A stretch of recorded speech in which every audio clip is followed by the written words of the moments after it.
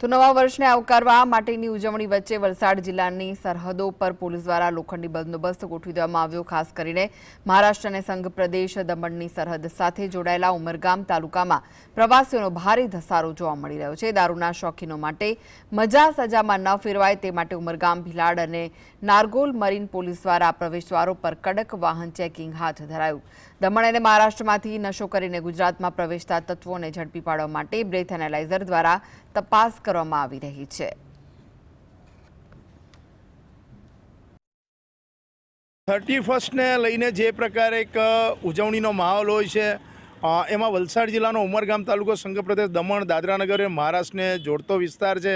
અહીં મોટી સંખ્યામાં પર્યટકો અને લોકો ફરવા આવે છે, પરંતુ 31ની ઉજવણી જે છે એને લઈને પોલીસે એક કડક બંદોબસ્ત શરૂ કર્યો છે। વાહન ચેકિંગ ચાલી રહ્યું છે। ક્યાંક ને ક્યાંક જે પ્રકારે કડક વ્યવસ્થા હોવી જોઈએ એ પ્રકારે 31ને લઈને જે સરહદી વિસ્તાર છે એમાં ઉમરગામ પોલીસ, ભિલાડ પોલીસ અને નારગોલ મરીન પોલીસ જે છે એમણે ચેકિંગ શરૂ કર્યું છે અને વાહન ચાલકોમાં જે છે એ કંઈ ફફડાટ જોવા મળ્યો છે।